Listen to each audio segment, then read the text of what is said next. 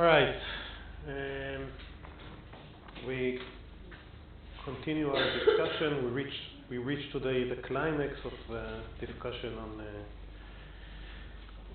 coding in the retina. So we discussed in the past few lectures encoding of multidimensional stimuli and what the information maximization principle predicts. Input noise, output noise. And now what we would like to do is to apply this to the retina.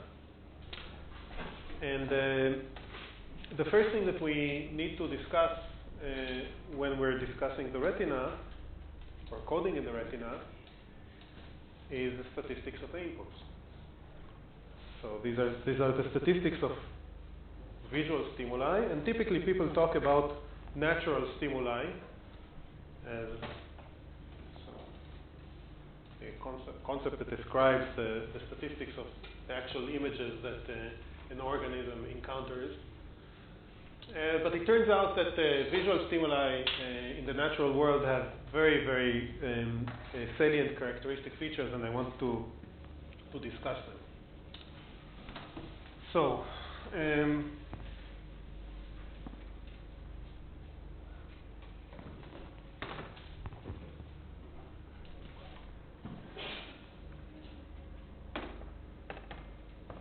I will do this fairly briefly.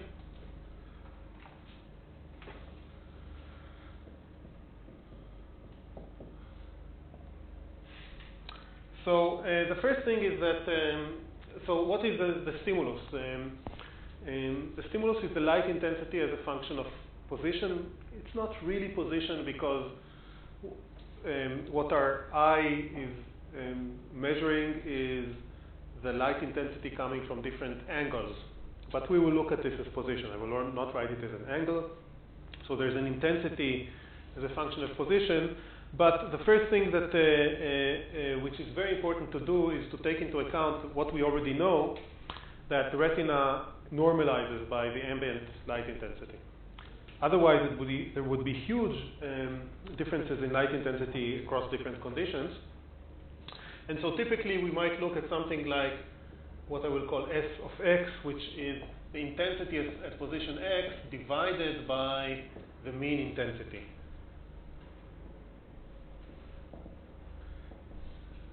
Sometimes people look at something like the log of this thing. For what I will tell you, this doesn't matter so much. And now one can look at correlation functions. Okay, so it's this or this, and then we can look at things like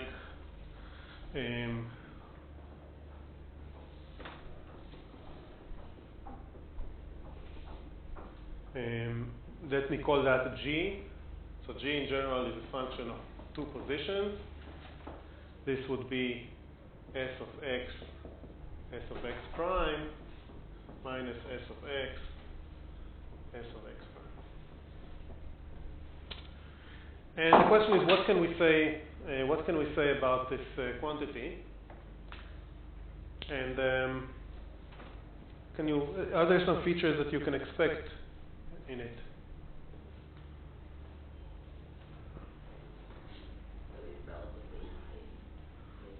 No, it's just it's a function of x and x prime. What kind of function is? So if x and x prime are, if they're close, then we expect the correlation. Right, but so that's part of what I was. It's related to what I wanted to say, that there are some symmetries that we can expect in this correlation function, namely that. So let me start to write it here. What the notation? What is S? That's the reaction. S is the light intensity, but normalized by the ambient light intensity. So, yeah. If you would want to take, you would take also many pictures, say from the web, and look at their statistics. You will see that their statistics become much more similar after you do some normalization. Okay. So But for our eyes, it's even a much more significant issue because the dynamic range of the light intensity directly falling on a retina it's huge. It's much larger than the range that you would, typical images are already, digital images are already have done that. Your camera does it. If you take a picture with a camera. All right, so the first property that I wanted to mention is translational symmetry. We can expect that this G will be a function only of the difference between x and x prime. So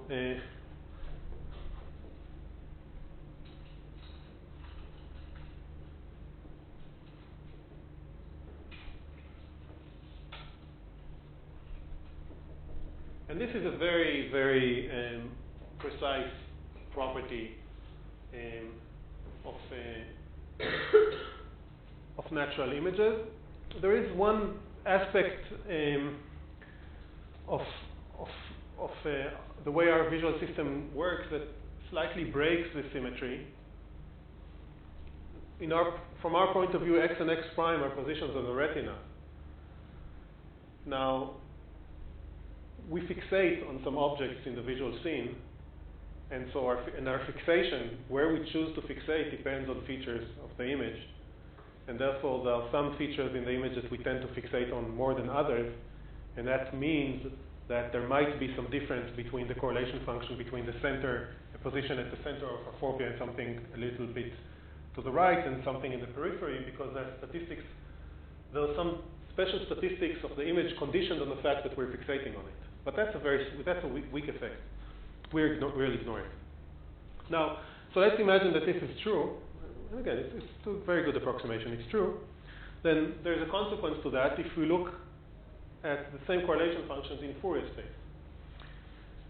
The implication is that if we take the Fourier transform of S and look at the correlation function of S in the Fourier space, so this would be something like S tilde of k. This will be the Fourier component of S with wave vector k, and look at this multiplied by S of k prime. So we are taking the focus into consideration? No. It was just a very peripheral side comment. We're not. It's a weak effect anyway. So this thing, for any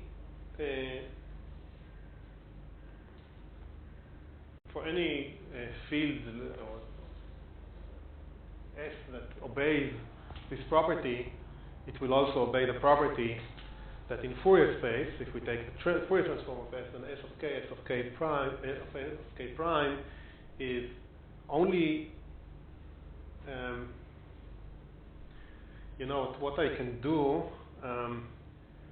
Okay, I will write it in this way: S of k plus delta of k plus k prime times G of k. So what is written here? If this thing is 0, if k is not exactly minus k prime. So this is almost saying that this thing is diagonal, except that instead of k has to be equal to k prime, k has to be equal to minus. Can you explain the notation? Like, what is yes. that? So S tilde, 3 dots is just at the, okay. This is equal to this is equal to this. Okay. And these two properties are equivalent to each other. So this is the Fourier transform of S with wave vector k. Now, I assume I should subtract the means also, but the means are typically the means are 0 for all k's other than 0. So this is why I'm not subtracting them. So note that what this tells you is that this is 0 unless k is equal to minus k prime. Why does it mean 0? Because it's a Fourier transform. You weigh things with positive and negative. The only component that could be non-zero is the no. So that's the point that I want to explain. So if there was a minus here, this would say that this thing is diagonal in the sense that k has to be equal to k prime. Why is there a plus here? The plus here has to do with the fact that that this is complex. This is a complex number. So one way to get to change this into a minus is to put here a star. Maybe that's a better way to write it. So if you take s of k, a star of k prime, star being the complex conjugate, then you get this. This is a proper way to do it for complex numbers. I don't want to go too much into the mathematical details because we will need to spend a lot of time. But the basic thing that you get from this is something that you should connect to what you did with circulant matrices. Circulant matrices are matrices that have an invariance to translation, right? That the weights depend on the difference between the positions of any two locations. And this is also what this tells us. And so in Fourier, this means that the eigenvectors of this matrix, in some sense, are the Fourier mode. So when we shift to, after we do a Fourier transform, we represent this instead of in real space, we represent it in Fourier space, we get something which is diagonal. This thing is 0 unless the k is the same as k prime. All right. Now, we will also assume rotational symmetry.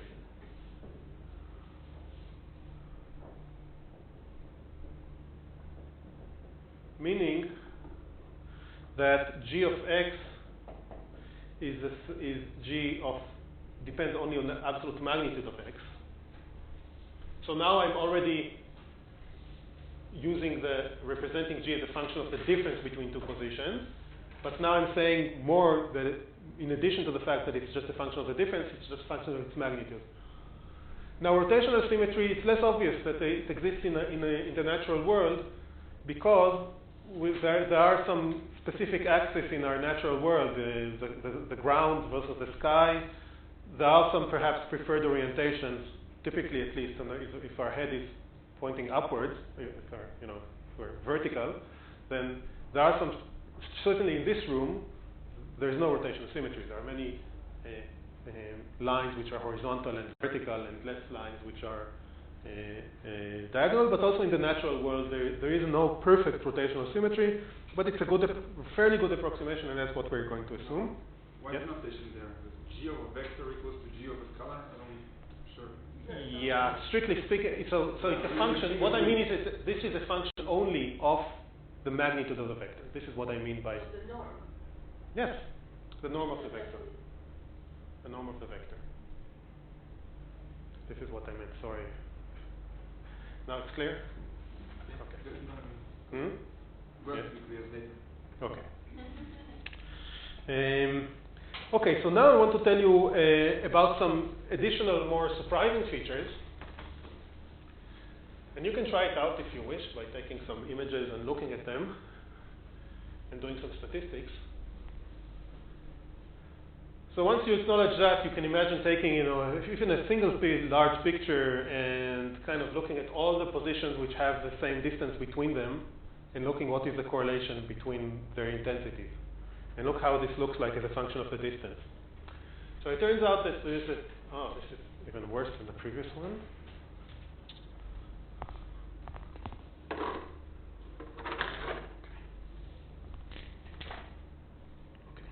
So turns out that if you will do this, you will find that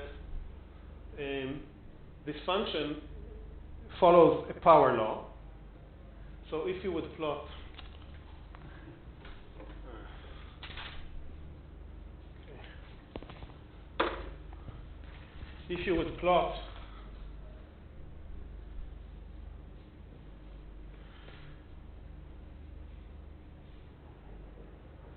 in a log-log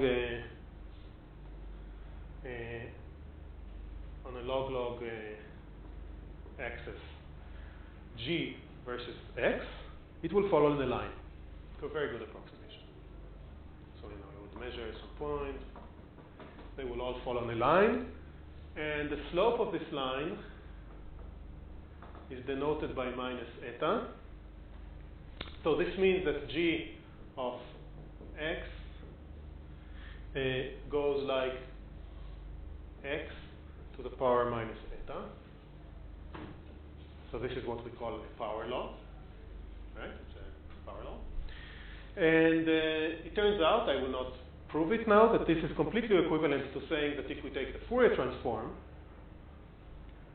so I will denote this by G tilde. This is what I will call G tilde. Let's put here a tilde. So G tilde, the G tilde of K is also, if you assume rotational symmetry, it's also a function of the magnitude of K. And so G tilde of K. Also, this means, if this is true, it's completely equivalent to saying that this also follows a power law, where the power is in 2 dimensions is minus 2 plus eta. Okay? So these two properties are completely equivalent. And if you measure, again, so if you do these measurements, you can also check what is eta specifically, and what you find typically is that eta is about 0.19. It's small compared to 2 here. And before we continue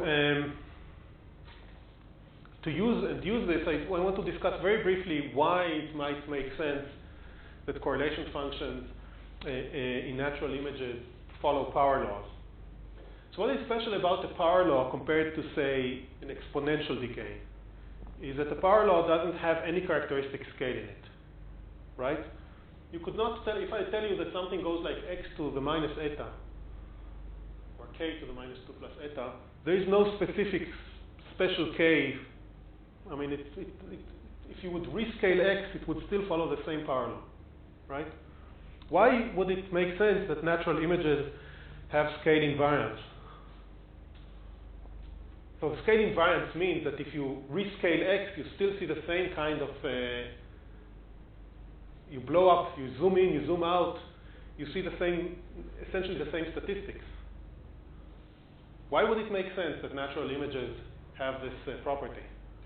It depends on the distance or something. Very good. So I think that's one of the main reasons that we have objects at all distances from us, and somehow that plays a role. But it's not a trivial question. Empirically it's a very, very salient feature. But understanding why is it 0.19, I don't know the answer.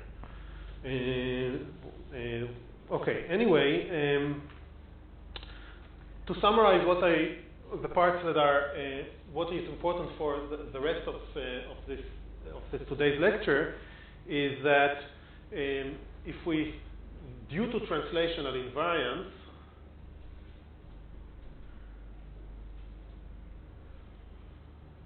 if we ask what are the principal components of visual inputs which obey these statistics, what are they?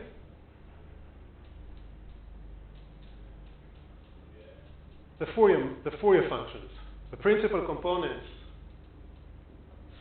We need that because, remember, we're going to discuss now efficient coding, and we know that will have to do with principal components of visual stimuli. So the principal components are Fourier functions.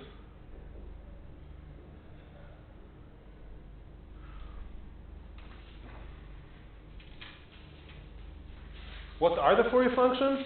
There are different ways to write them.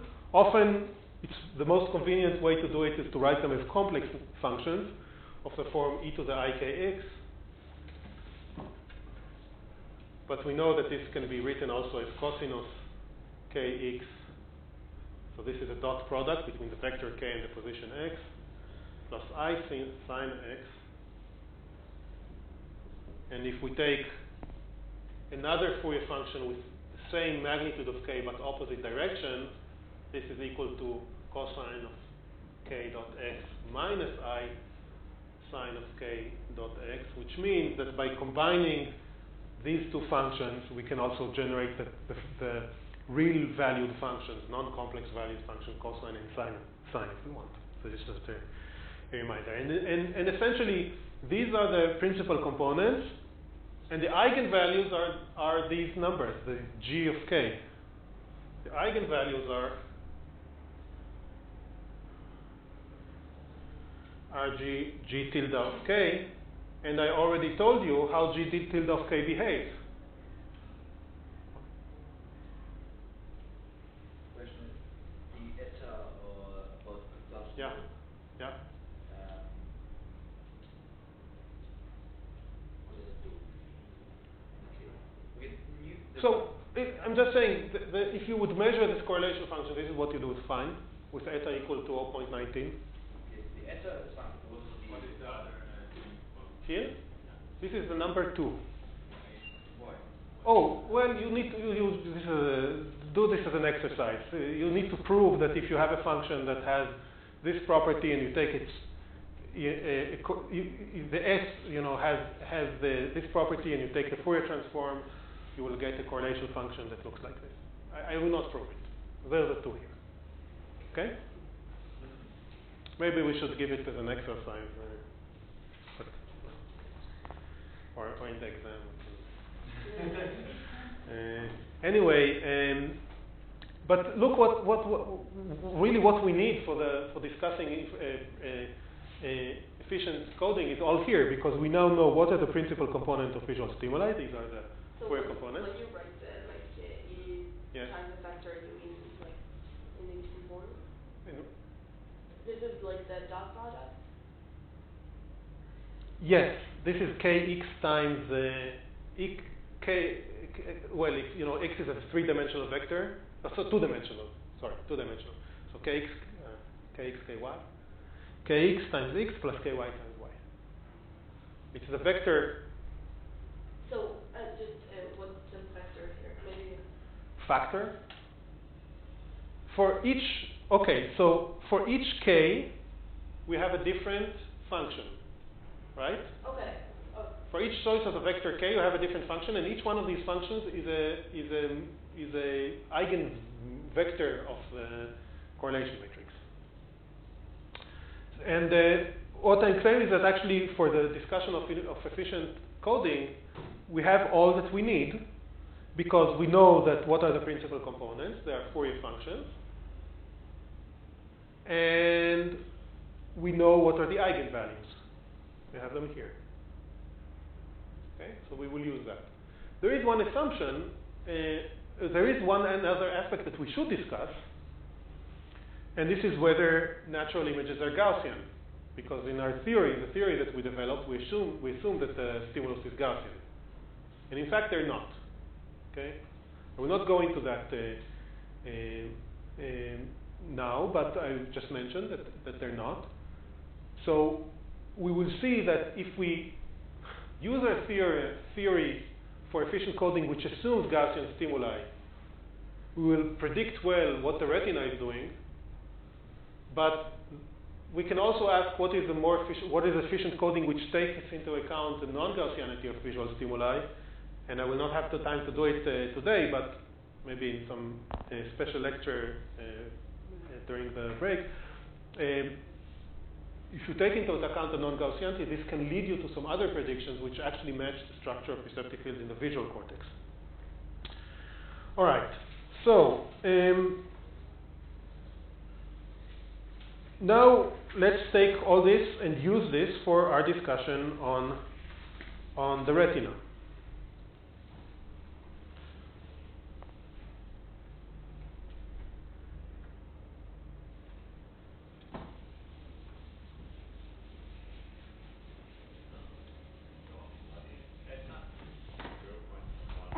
Oh, 0.19.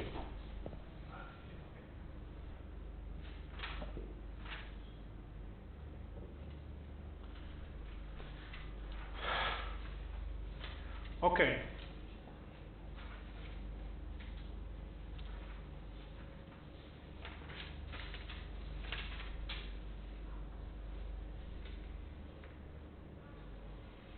So there are some features that so everything that I've written in terms of a continuous position x, but once we consider the retina, we can actually think about the positions x as discretized because of the photoreceptors. So the inputs have to do with the light intensity at the position of each photoreceptor. Okay? So it's like we're now discretizing space, which makes life a bit easier. and we have a certain number of inputs. And one aspect of the retina that we discussed is the dimensionality reduction. The ratio between the number of inputs, photoreceptors, and the number of outputs, ganglion cells, is about 100. No, sorry, I have just a conceptual Yes. question. We're talking about translational invariance, but I'm not sure it's a feature of a retina. Maybe more deeper layers. So in the retina, you will see smaller objects or bigger objects. No. So we're discussing now not a feature of how the retina encodes things. We're discussing features of the world. The correlation between two pixels falling between two photoreceptors in your retina, the correlation between the activation of two photoreceptors in your retina in the natural world depends on their distance. It does not depend on where they are on the retina. And that's a very good approximation. Does that make sense? Yeah. You're thinking, when I say, you're thinking of another use of the word translation invariance, which has to do with coding in the deep layers of the brain, but that's not what I'm talking about. Okay. So in fact, the retinal response is very so what you're thinking about is the fact that deep in the brain you would find a neuron that is receptive, that fires when it sees a face here, or face here, or face here, and a face here. This is very different from what the retina is doing. The retina has localized receptive fields, and particular neurons in the retina respond only to something in this position, another neuron in this position. But the correlation function between their activation is a function of their distance. That's what I mean by translation invariance. All right. So one feature that we discussed is the dimensionality reduction. We have a convergence from photoreceptors to retinal ganglion cells. And if we believe the theory that I discussed in the past few lectures, this means that the brain will encode only a certain fraction of the eigenvectors, the principal components with the highest variance. What are the principal components with the highest variance?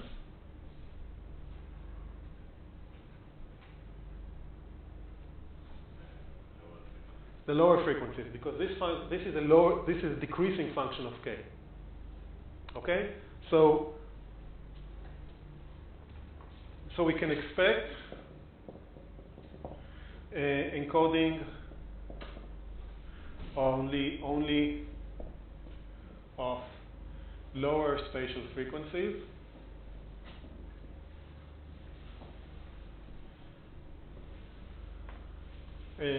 Because these are the principal components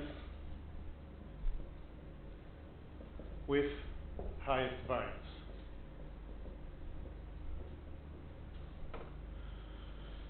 All right. Now let's imagine for now we discussed in more detail what is the structure of the weights that should, under this picture, connect the photoreceptors to the ganglion cells. And one solution that we discussed, I think I will continue here because. So one solution that we discussed is the WPC solution.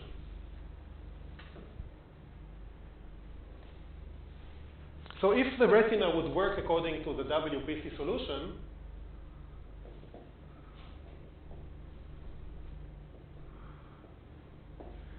what would that mean? It would mean that each retinal ganglion cell encodes the amplitude of what? Of one Fourier component of the image, of a certain, of particular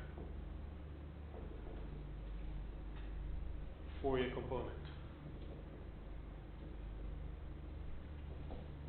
of the image.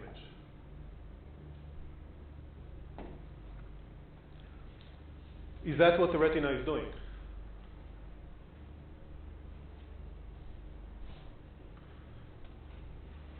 What does that mean for the receptive field of a ganglion cell?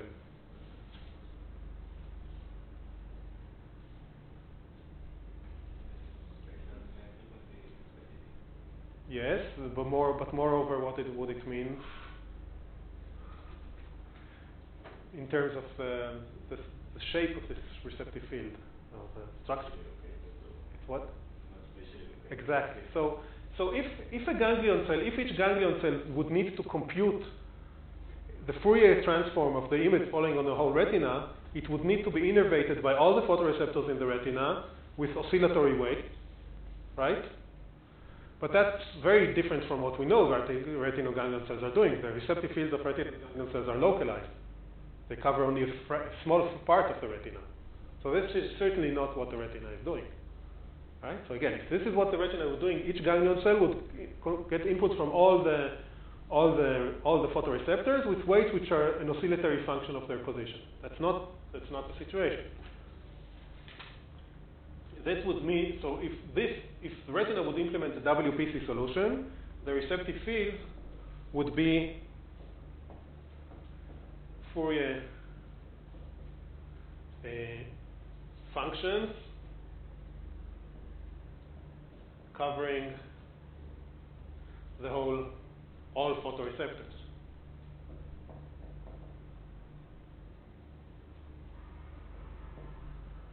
So that's not what the retina is doing. Real RGC receptive fields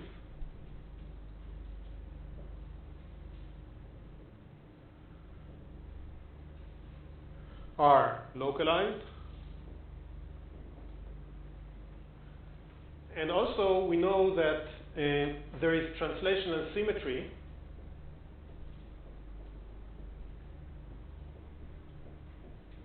meaning that the receptive fields of different ganglion cells look the same up to translation. So one retinal ganglion cell computes, center surround weighting of the photoreceptors in a particular area. Another one does the same with translation.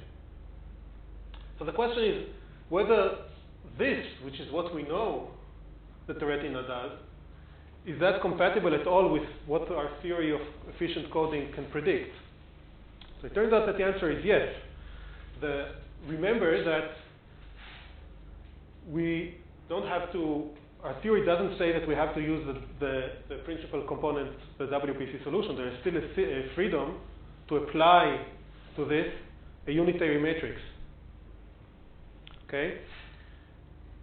I even argued that this is a weakness of the theory in general, that it doesn't tell us what is W. It tells us it's WPC multiplied by some unitary transformation.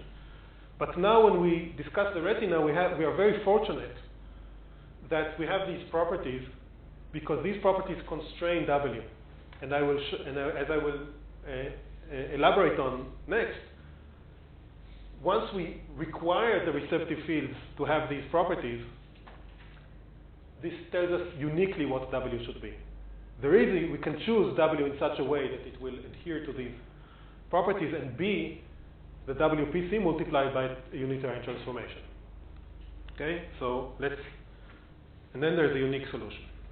So this is what we will do. So maybe I will write this down. That's just that the solution in terms of the disagreement between this and what the retina is doing is that we have still the freedom to apply a unitary matrix, unitary transformation.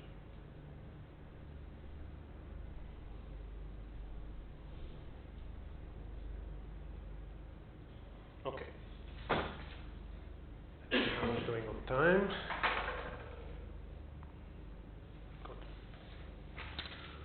So what I will do next is discuss a one-dimensional model of the retina, just to simplify our life, instead of reality, which is two-dimensional. But this can be extended fairly easily to 2 dimensions. And you will kind of fill in the details of the one-dimensional case in an exercise.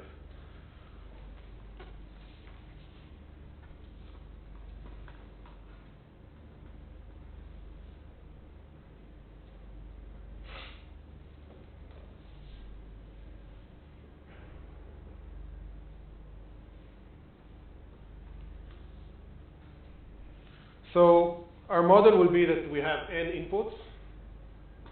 These are the photoreceptors.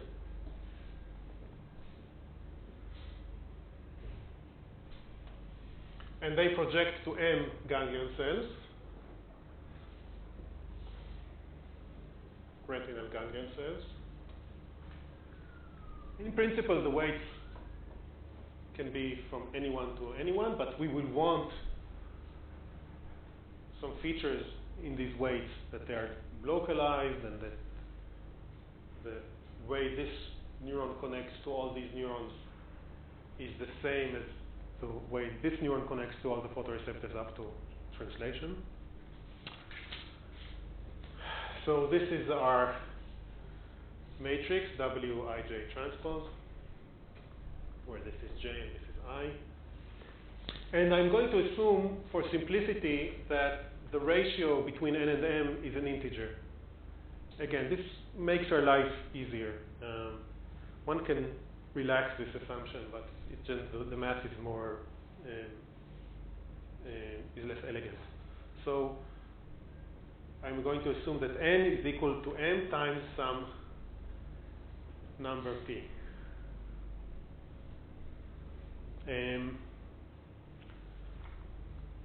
Remember that in our real retina, we would maybe want to make this p 10, but it's in each direction. So then it will have the real retina is two-dimensional. So if it's a decimation by 10 horizontally and vertically, we'll get a factor of about 100. And then we're going to make some additional assumptions. One assumption we're going to make is really, again, just to make our life easier. It's not realistic, but it just makes the math more elegant, is to have periodic boundary conditions. So imagine as if this is a circle. So what does that mean? It means that if you know the pattern of how this neuron connects to all these neurons, and this neuron does the same with the translation, if you go here, the weight that should have, the weight from this neuron to this neuron is the same as the weight from this neuron to a neuron here. Okay, this is what I mean by that. That's the periodicity. These periodic functions. In order to get that translational symmetry. So Yeah, it's exactly right. This assumption. Exactly. So if we take the real retina, then for the real retina at the edges we break the translational symmetry. Oh, that's. In the real retina, this neuron here does not. There are no neighbors of it to the right, and so the translation symmetry in that sense is broken in this way. But this really might affect the receptive fields of neurons which are very close to the edges. We don't care so much about that. So we will make our life easier by taking this assumption of periodicity. And this is one assumption. And then the other important assumption is that the input statistics are Gaussian. That's, as I mentioned to you, this is not really true for natural images, but this is what our theory will assume. We will assume translational symmetry. In the one-dimensional version, there's no rotation anyway, so just translational symmetry. What does that tell us about the correlation function of the inputs? All these three assumptions. This one and this one. What kind of matrix is it? It's a circulant matrix. So this means that the correlation function of the inputs is a circulant matrix. And this is why you spend so much time with Netta discussing circulant matrices. And you know that the principal components of any circular matrix are the Fourier functions.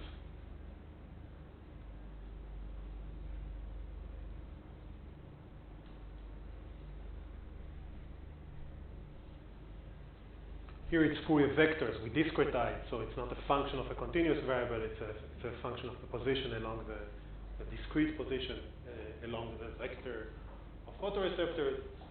So Fourier vectors. Good. So what are the Fourier vectors? I will continue here.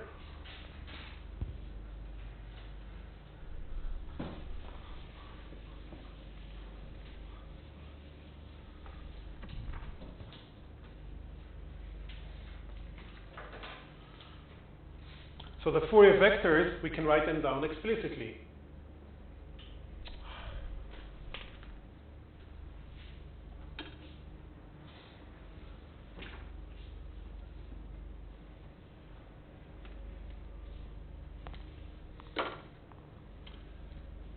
So remember,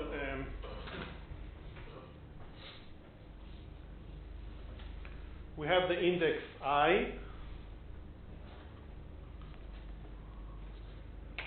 and each Fourier vector also has an index that tells us which one of the Fourier vectors it is. So let's call that index k.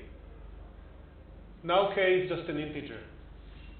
It's not the k that I wrote before when I discussed continuous images. It was not necessarily, but now it's an integer. And the vector, you discussed this with Neta. Okay, now I have a problem that I need I will need I as the square root of -1. So let me use j, but I don't want to use j because j is used here. It's only an index, so it's fine. Yeah, it's fine. L. Let's put an L here. So the Fourier vectors are e to the 2 pi I L k k L divided by n. So again, L is the index along the vector. K tells us which one of the vectors it is, which one of the Fourier modes it is. These are the Fourier modes of circular. These are the eigenvectors of a circulant matrix where k goes from 0 to n minus 1.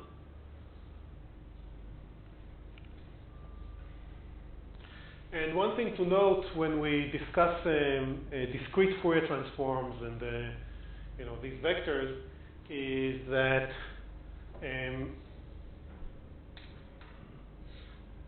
k equal to 0 is the DC mode. It's the mode that has zero frequency. It's the average. It represents the average of the image. Then if you start to increase k equals 1 is a vector that does one oscillation as you go along all these indexes. But what happens when you go to n minus 1?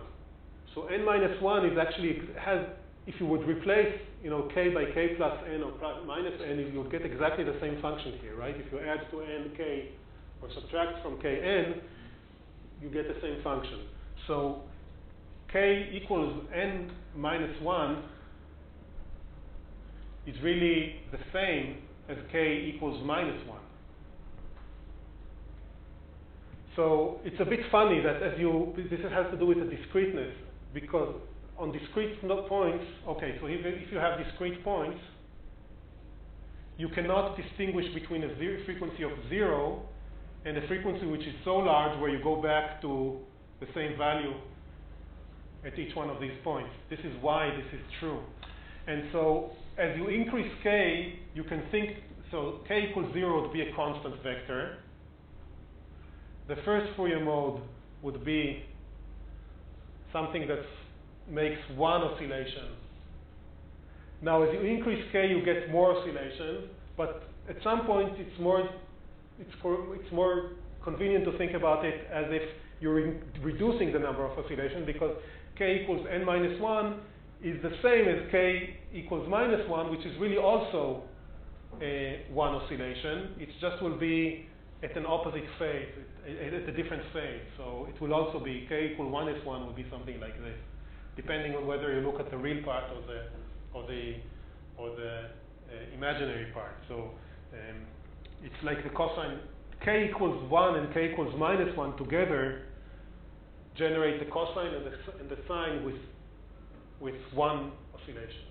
So think about it. If what I'm saying is not clear, you should think about it. But the point is that the k's which are close to n should be thought of as low oscillation with a high period. small number of oscillations, and the one at the middle are the highest frequency oscillations. Actually, k equals to n divided by 2. When k is equal to n divided by 2, this is really a function that switches from plus to minus. So it's like this. It's a vector that looks like this. Switches from 1 to minus 1, 1 to minus 1. Okay? So this is the highest oscillation, the highest frequency. So this is just a note about the Fourier functions in a discrete vectors. So this is with half n? Yes. So why do we... Right? Because when n is equal to half, then you have pi I L. Yeah. Pi I. So we switch sign. So k, when k is more than... Then you should start thinking about, when k crosses n over 2, you should start thinking about this as lower, as if this frequency is going down. It is going down up to minus 1, where it's actually the lowest frequency. It's like this. I mean, this is always a bit confusing when you think about discrete Fourier transform, but it's really important to realize this. Okay, so... Are we going to relate to them as like from minus k n over 2 to plus n over 2? Yeah, so exactly. So I'm going to be quite freely go between calling this vector n minus 1, k equals n minus 1, or calling it minus 1. And in fact, in the place where this will become really important is what I will write now, and then we'll take a break, is that when I make my assumption about the eigenvalues of the correlation matrix. So remember this, why we discuss Fourier modes? Because we argued these are the principal components of the correlation matrix. And now I need to write down what is the eigenvalue corresponding to them. In other words, what is the variance of fluctuations in each one of the Fourier modes in natural images. So we know how it should look like. I discussed this previously. It was written over here. And I will base my assumption on that. I will assume that lambda k, the eigenvalue corresponding to eigenvector k, is 1 over large k. I'll explain what large k is in a moment, to the power 2 minus eta. This is based on empirical observations, but this k will be related to the small k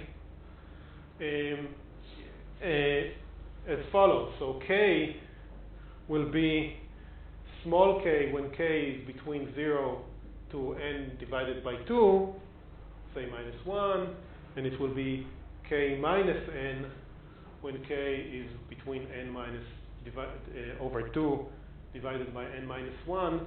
In other words, as k goes from 0 to n minus 1,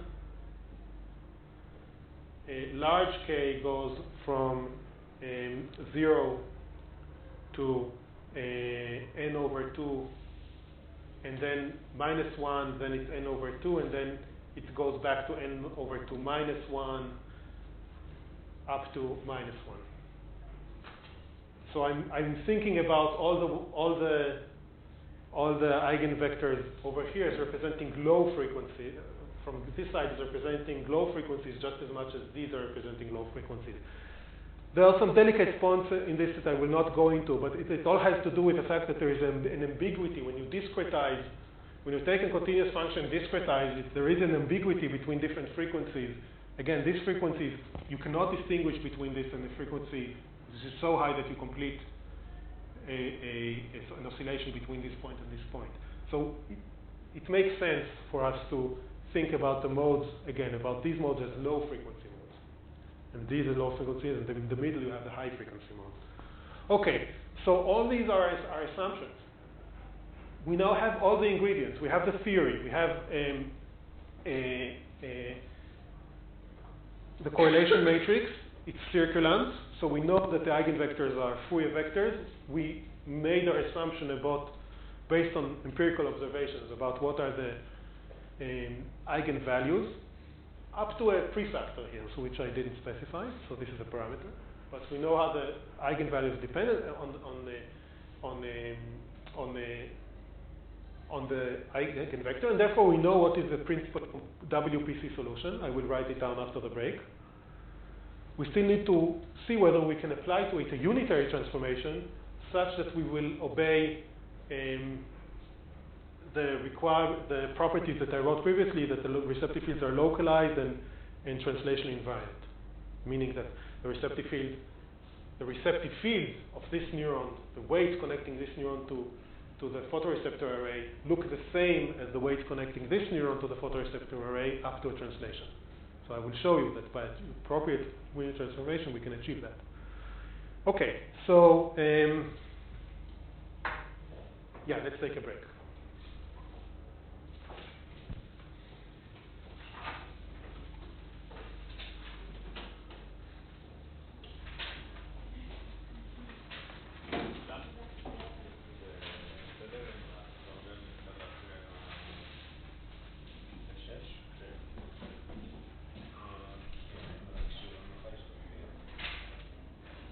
לא יודע, יכול להיות שהיינו בלי נורמלי, סוף בלי נורמלי, בלי נורמלי.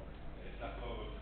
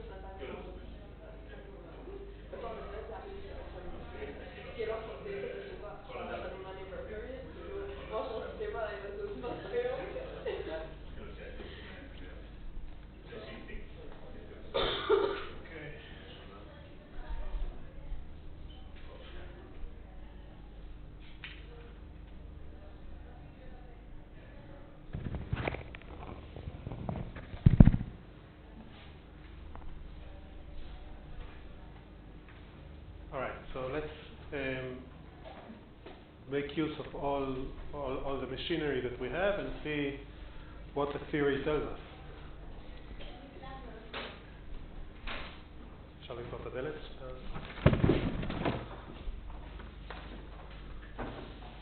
So what I would like to do most of the time is to discuss the simpler case where m is equal to n. There's no dimensionality reduction, simply because this is simpler, and then I will briefly discuss what happens in the realistic case where m is smaller than n, and you will fill in the details in an exercise. So m is equal to n, or what we call phi is equal to 1. So what does the additional assumption that we have on W, which we discussed, is that translational symmetry. Now I want to explicitly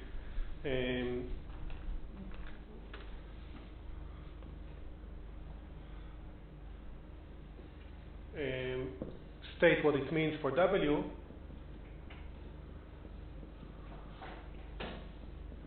So this is not translational symmetry of the statistics of the inputs.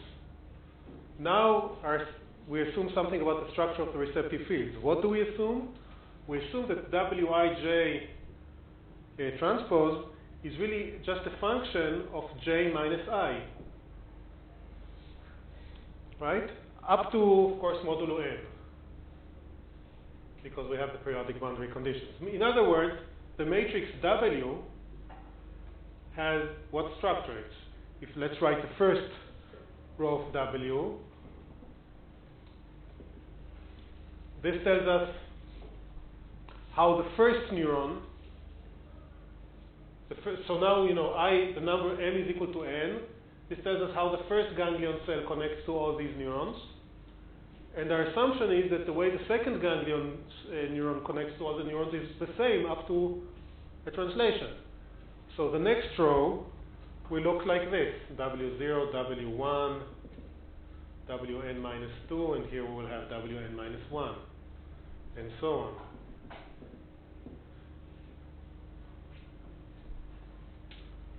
This is not just an arbitrary assumption. It comes from the fact that we know that receptive fields in the retina all look the same, roughly speaking, up to a translation. So what does this mean about W? It's a circulant matrix. So we encounter now circulant matrices for the second time. The first time was the correlation matrix of the inputs was circulant. And now our assumption is that the weight matrix is circulant. Now I want to mention one other thing about these W's. Why are the weights also? Why does we just assume it? Why do we know it? We know it because the receptive fields of different ganglion cells all look the same up to a translation. So we have a ganglion cell that points to it has the centers around the particular position in the visual field. You will find another retinal ganglion cell with the same structure of receptive field but shifted. Because we know it's localized, therefore. Well, right. So the localization actually is not so evident in what I wrote here, because I will discuss it in a moment. But the fact that this retinal ganglion cell, suppose that W0 is the maximal value in this vector. So the first ganglion cell receives the strongest input from a particular photoreceptor. You will find another one that receives the strongest input to another photoreceptor, but it's all going to be shifted. Okay? Maybe I'll go back to your question with the localization after I draw W. Okay? If with the assumption of localization is already inside this matrix. Not precisely. So I'll get back to your question in a moment. Okay? So let's draw how W might look like.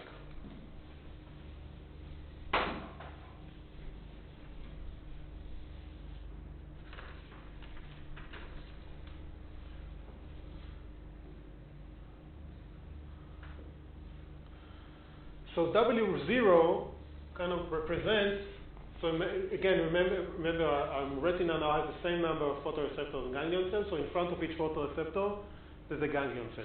So it makes sense to assume to order them in such a way that each ganglion cell would be in front of the photoreceptor from which it receives the strongest input. So W0 will be the weight matrix between. Okay, maybe I will draw this here. This is I. This is J.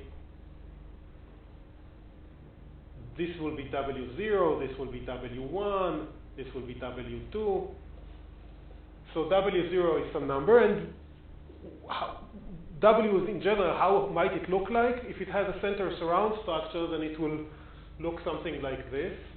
We don't know yet whether it will have this structure, but hopefully the theory will predict the structure because this is what we measure in the retina. So the neuron receives strongest inputs from a few neurons in this area, and then there are some neurons from which it's actually inhibited. This is the surround, this is the center, this is the surround. It might look like this. And note that in this description, this is W0, this is W1, this is W2, this is W, I would want to call it -1 because it tells us how this neuron connects, how a neuron connects to a neuron which is to the left, but it's also the same as Wn -1. Again, with this we have this periodicity.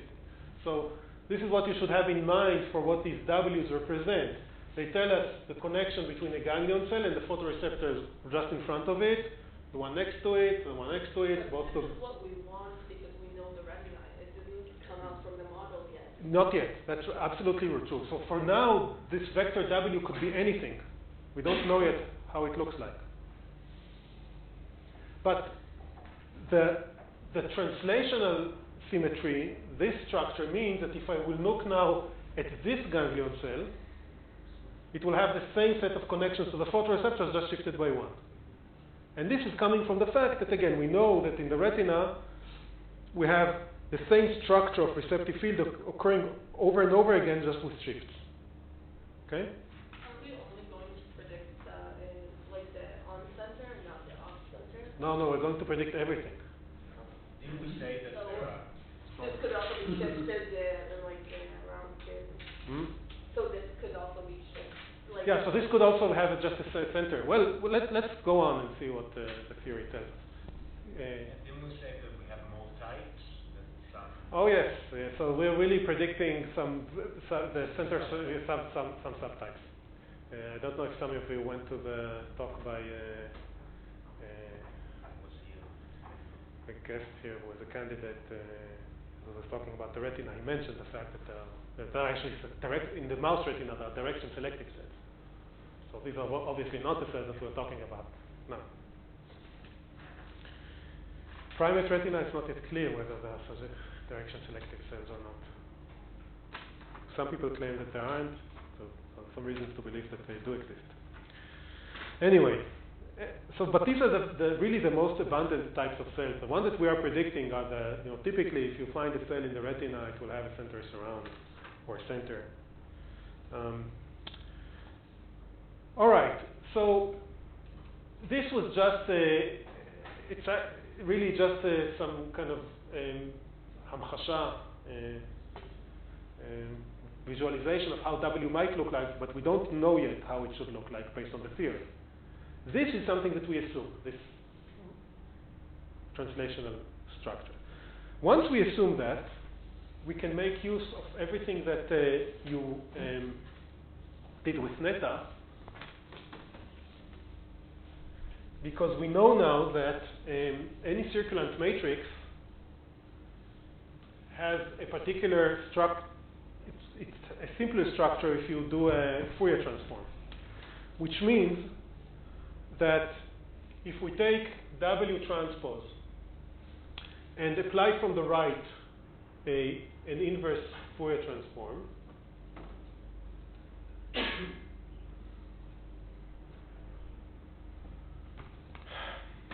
and apply from the left a Fourier transform,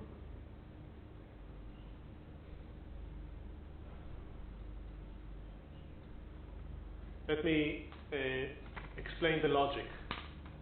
The logic is that we want to understand what W is doing in the space of Fourier components. So imagine that instead of describing my vector of inputs in real space, the activation of each photoreceptor, I tell you what are the coefficients in Fourier space. I first convert this back to real space. This is what the inverse Fourier transform is doing. I apply W, and I go back to the Fourier space. So this is the description of W after coordinate transformation going to Fourier space. So what do we know about this matrix? It's diagonal, right? Because we discussed this with Netta. This is because the eigenvalue vectors of W are Fourier functions. So let's call this function W tilde transpose. And this function is diagonal. Since it's diagonal, I can parameterize it by its values along the diagonal. And I will, for convenience, I will put out a square root of n here. And I will call the values that we have along the diagonal W0 tilde, W1 tilde, W2 tilde, up to Wn minus 1 tilde, and all the rest are 0. And this W has to obey this property that after we do the transformation we get something like this because it's circulant. But moreover, you discuss this with Netta. What is the relationship between these numbers? So we have here, we characterize W, the matrix W, by n numbers. Previously, we also characterized it by n numbers.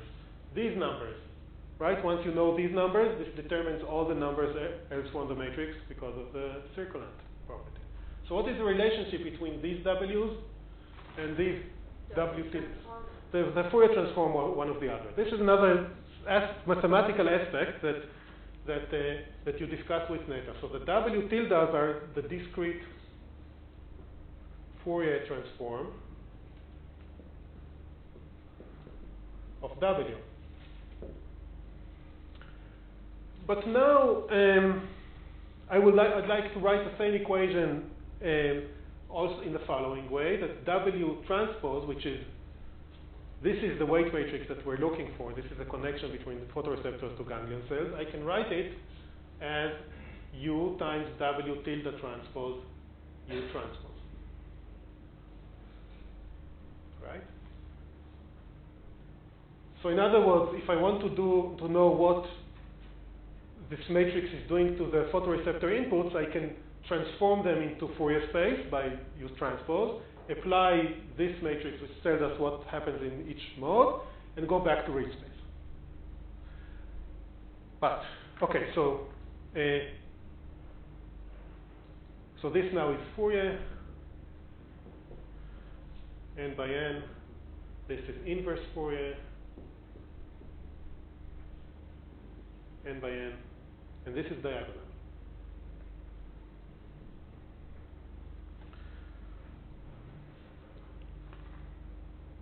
Now imagine that we apply W transpose to some input. So let's start by looking what is the first step of what W transpose does. So if I take W transpose and apply it to an input, it is U W tilde transpose, this is large W, U transpose X. Let's start by this. What is U transpose X?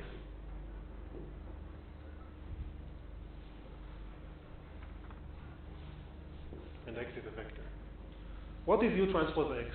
It's the Fourier transform of the signal. But now in the context that we're thinking about, it's the decomposition of X. It's the coefficient of the decomposition of X into the different principal components. Right? So these are the pre-CA components of X.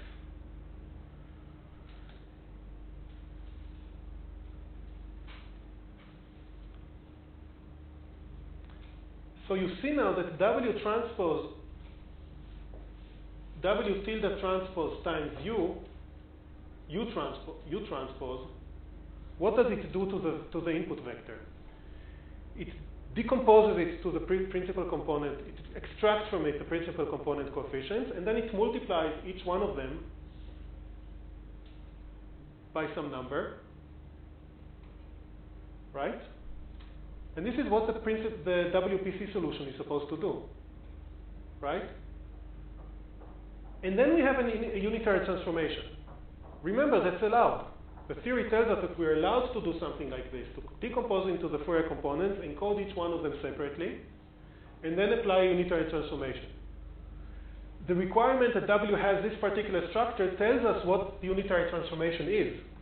It's not just, so this part, the fact that this is a Fourier transform, makes sense because the inputs, the principal components of the inputs, the statistics of the inputs is such that the principal components of visual stimuli are Fourier components. So it's okay that we're projecting on the Fourier components.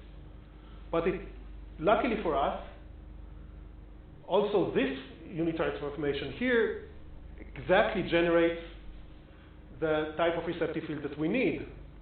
If we, in Fourier space, we're diagonal, after we apply a Fourier transformation here, we get something that has the translational invariance that we want. Okay, so all this reasoning, so W transpose U tells us that W transpose U transpose should be chosen to be the WPC solution. And then on top of it, we're applying a unitary transformation. In other words, one of the allowed optimal solutions of the theory that we discussed generates the structure that we want here. Okay, this is asked by applying this particular transformation, which is a Fourier transform.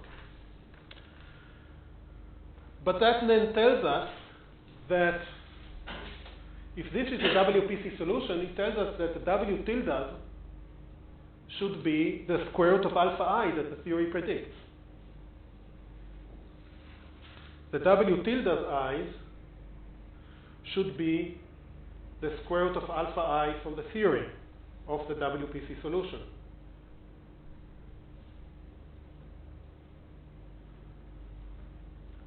So we know how to find the square root of alpha I. This will be the W tilde, and then this receptive field in real space, this function will be the Fourier transform, right? It will be the Fourier transform of W. W is related to W tilde by Fourier transform. So let me summarize the conclusion of all this.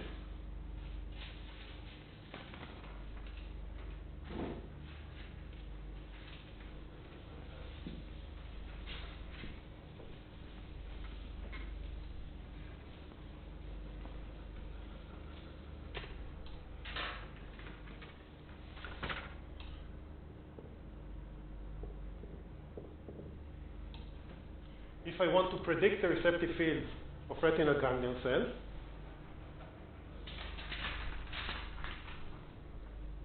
what should I do? First of all, there are some parameters, input noise, output noise, all these are parameters. But for given parameters, we should solve a WPC problem to get a square root of alpha I. What does this depend on? The square root of alpha I depends on the input noise, the output noise, and the eigenvalues. The eigenvalues we know, we wrote them down. They are the 1 over k to the power 2 minus eta. So we know the eigenvalues. And we have the constraint. So we have a procedure for finding the optimal alpha I. But do we know all the noise variables? So these are parameters. So next we can ask how does the solution depend on the input noise, the output noise. The input noise we know. We know it we discussed it last lecture because it's really photo noise.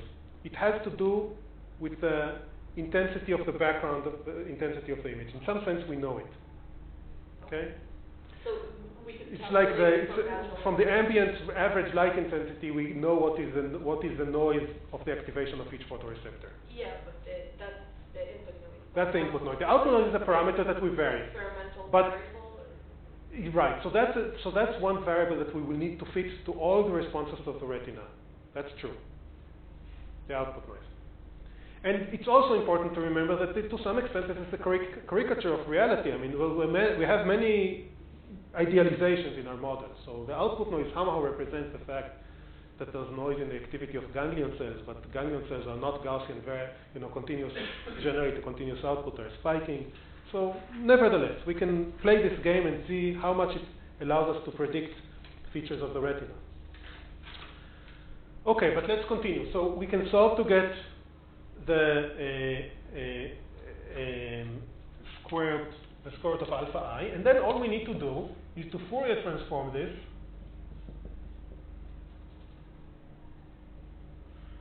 to get, well, first of all, we set wi tilde to be square root of alpha I.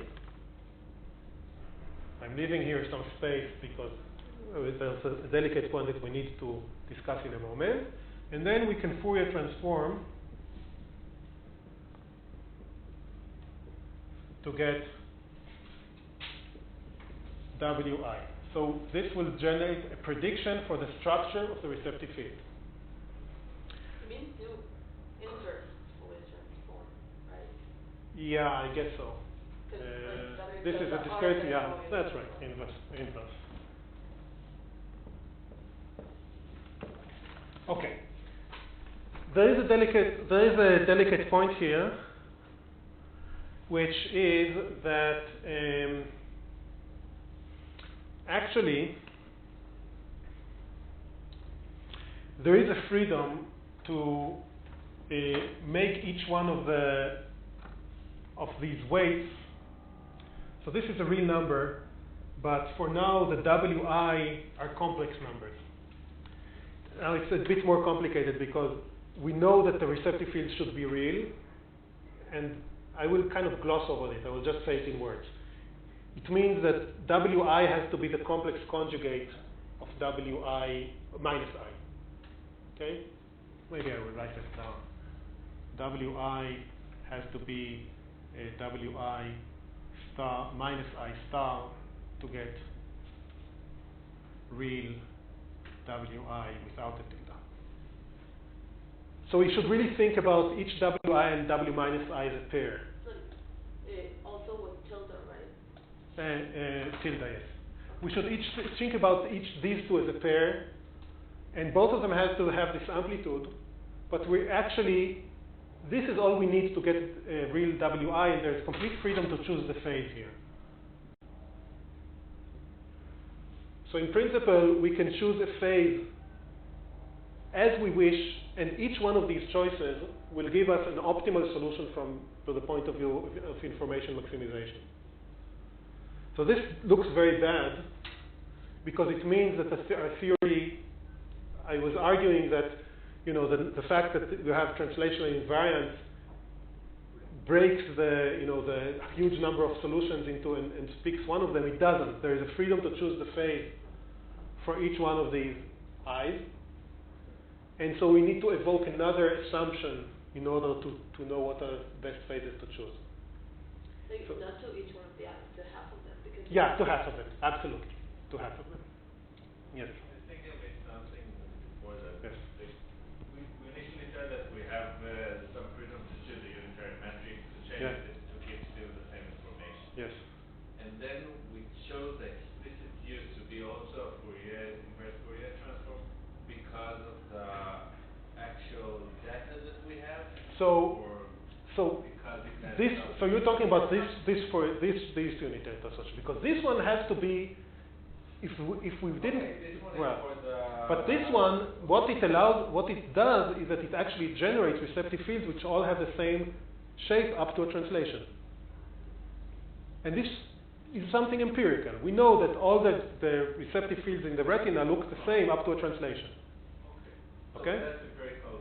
It is based on an empirical observation, which is the fact that you have the same shape. The only difference between different receptive fields is the center, but not the shape. Okay, so basically in some sort of way what we're doing is we're changing the simulator to Fourier space and then doing some filtering on it, changing the weights of the components, and then absolutely. So that's what this matrix is doing. One way to think about it, again, is that if it was without this U, it would encode each one of the Fourier components with some weight, with some amplitude which is determined by these numbers. But after another unit transformation, another Fourier transform, you actually get receptive fields which have a different structure. They are the Fourier transform of these receptive fields, and they have this translational invariance property. So we still didn't get the form that's here on the board. We still No. That we didn't. That not yet. Not yet. Okay. So there's one last issue that we need to take care of, and this is this point that I mentioned, that this is a unit. This is also a unitary transformation. If you multiply each one of the, and each generates translational invariant receptive fields, we could do that. So it looks pretty bad that now we have a huge freedom. We have n numbers that we can choose at will. So we will evoke another assumption about the receptive fields, and the assumption is that they are compact. So this is a comment, and so maybe, in relation to this, compact receptive fields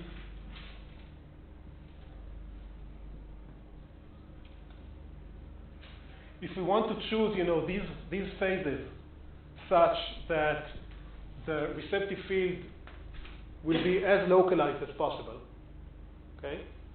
This is an interesting mathematical exercise. I will not do it, and I will not give you it as an exercise. But if you want to think about it, it's an amusing thing to think about it. If you want to choose these phases such that the receptive field will be as localized as possible, say quantify it by the variance, then it turns out that all these phi's should be 0. Actually, they don't have to be 0. That function, no? What? All frequencies are not the same. Yeah, it kind of makes sense, but nevertheless, to prove it it requires some work. It actually, if you do the proof, it will not tell you that all the phi's need to be the same. They can also be some other number, and they can also be increasing linearly the function of I. Do you know what happens if you multiply the Fourier components by something that increases linearly the function of k? In real space, you get a translation. So this would just correspond to taking each receptive field and shifting it, which doesn't make any difference because we just decided to call, if it's centered, it means that each creatinine Gaussian cell is in front of the photoreceptor by which it's activated by the most. But we could have ordered them differently such that there will be a shift. So it's really, all these choices predict the same structure of the receptive field. We might as well just choose all the phi's to be 0. Once we do that, what the constraint is? Like, what do you mean by compact receptive field? yeah, it's like the variance. You can like the lowest possible variance, or yeah, lowest possible variance. Possible by what constraint? Like, why can't the variance be 0? Well, because the only thing that you're allowed to do is change these phi's. You're not allowed to do anything else. I will not go into, we don't have time to go into this detail, but once we assume that we choose all the phases to be the same, we have a concrete prediction. Okay? And now the question is whether it predicts, as you said, I mean, this is just true, but does the theory predict receptive fields that look like this? Doesn't it imply that the center of the receptive field would be the same for all the RGCs? No. No. The center, you know that the W has this circular structure, so necessarily not. This is now like you can think about it as determining the receptive field of one neuron, and the rest are just translations of this receptive field by construction, just by the fact that W has this structure. Okay, so now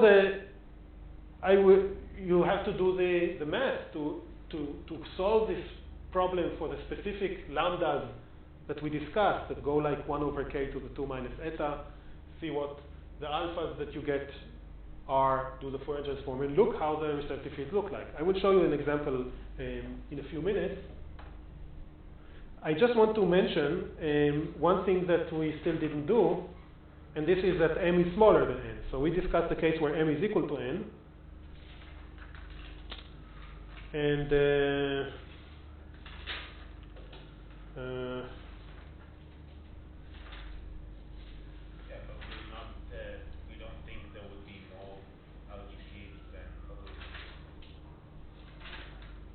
we think that there will be more, we do think that there will be many more photoreceptors than RGCs. Yeah, like two almost the same. We discussed m equals n. We discussed now m equals n, and that's not real. So we need to. I need to discuss with you what happens to this picture when m is smaller. So in the case m equals to n, it was more simple because W was a circulant matrix. Okay. Now, how does W look like if n is larger than m?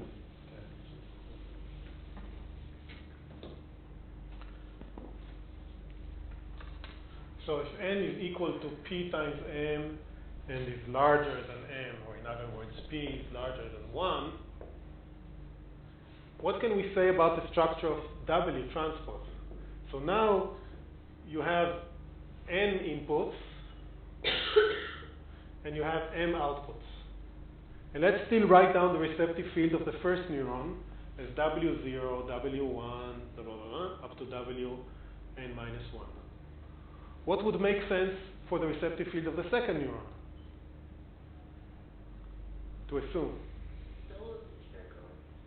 Well, so if I would assume that it's shifted like by 1 here, then I will end up not covering the whole visual, not having neurons with centers at all different positions, covering the whole visual scene with the centers, right? Because I will, after m steps, I will only reach here. So what would? So let's jump p, exactly. So we will put here in front of WP, we will put the center of the next neuron. And then again we will jump another p. So this makes sense as an assumption for how W should look like. We're covering the whole visual scene, but we have to jump by p now each time. Okay, so you also discussed matrices like this with Neta, right? And it's a bit more elaborate. So I don't have time to do all the argumentation, and I will just tell you what is the prescription. So just as I wrote here the prescription for finding the receptive fields in this case, I will discuss finding the receptive fields in this case. Still, this matrix still eigen, it's not exactly eigenvalues, but okay, you know what? Let's just discuss. I will just write a prescription because I think we don't have time for more than that. So what we want is to find W0 up to Wn minus 1. So first we find a Wi tilde, and they are set as follows. Wi tilde is equal to square root of alpha I for first m principal components.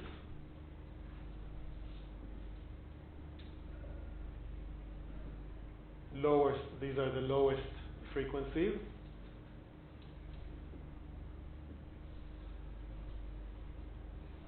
Okay.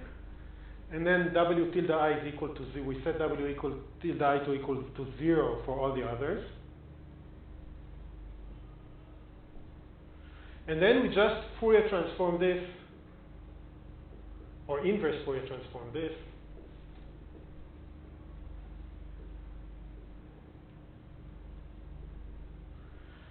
to obtain Wi. So it's almost exactly the same. What we need to do ends up being almost exactly the same as what we did in the case where n equals to m, except that now the number of frequencies is n, but we're only setting the m. We're setting the m, the Wi for the first m Wi, m being like minus k to k, m around 0. The first lowest Wi to be this thing, the rest to 0. We inverse Fourier transform and we get a receptive field. Okay? If you want to understand why the theory predicts that, you need to think about what we know about this matrix. So this is left as an exercise. Okay, so we really need to finish the course. I just want to show you some receptive fields that come out of this kind of calculation.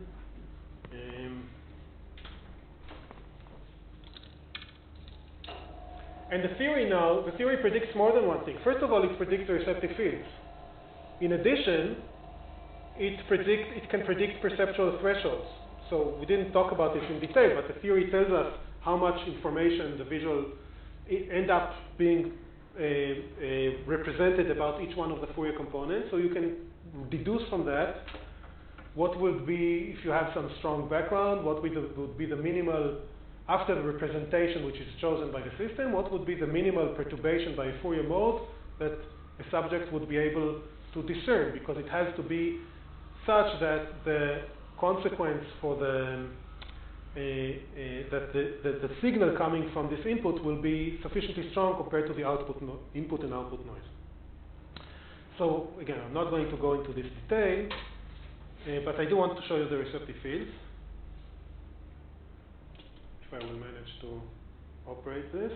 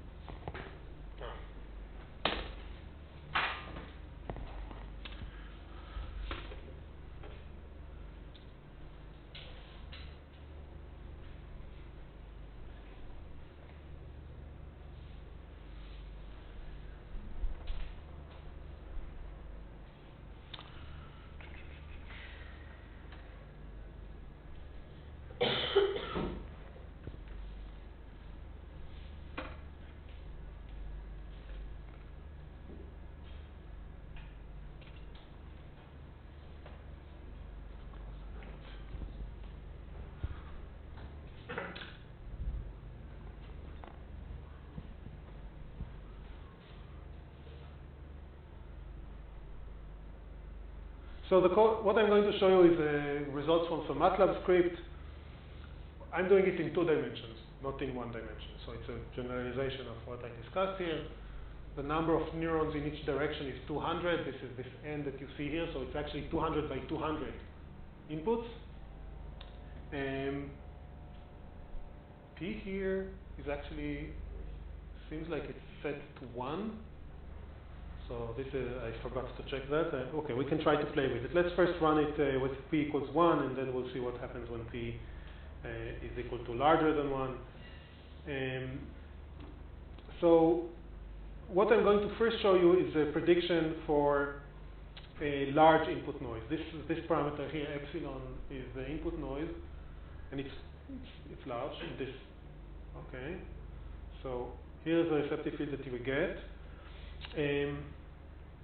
You see here that this is just, I'm zooming in on part of the, this is a neuron in the center, I think, of the retina. So, you know, the neuron indexes goes from 0 to 100. So this is zooming in on the receptive field of one neuron. All the other receptive fields are, of course, translations of this. And it's kind of it's a surround receptive field, essentially. Okay. Now let's take epsilon and make it small. Epsilon was the input noise, or? Epsilon is the input noise. So what the script is doing is it's really solving the all w's based on the square root of alpha I and all that. Okay, here's our receptive field. You see that it has a surround. Okay, so the theory really predicts this transition from center to center surround. It also predicts perceptual threshold. I'm not going to show you, but I showed you last time a plot from the paper by Attic and Redlich, which shows the prediction for perceptual thresholds, and with a few parameters, the output noise, maybe some other few parameters, they can fit very well the experiments. Now, one thing that I just noticed when I put this now is that I chose p equal to 1. Let's just make it 10 and see what happens. I didn't try it out before. I did it last year, I think, but I don't remember. So let's see what happens. Okay, so now the receptive field is much wider. This is large input noise. maybe I should recalibrate the range that I'm looking at. Okay, things not working. I don't know why.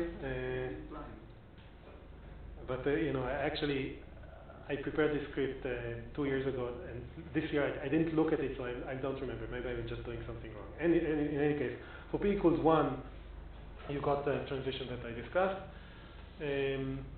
And I think that this is a good point to finish. As I mentioned, usually in this course I talk also about independent component analysis, which is another way to it's kind of, you can think about it in different ways. One is it's a different way to look at, to do dimensionality reduction as opposed to principal component analysis. You can also understand it as arising from a theory of efficient coding for stimuli which are not Gaussian. And then there's another interpretation for why you would want to do it biologically. But the interesting thing is that applying a theory based on the independent component analysis to visual stimuli predicts receptive fields that look very much like receptive fields in the visual cortex. So I will try to schedule a 2-hour lecture, completely voluntary. It's not part of the material for the exam. If you're interested, you're welcome to come. And I think that's it. So thanks. It was a pleasure to teach you.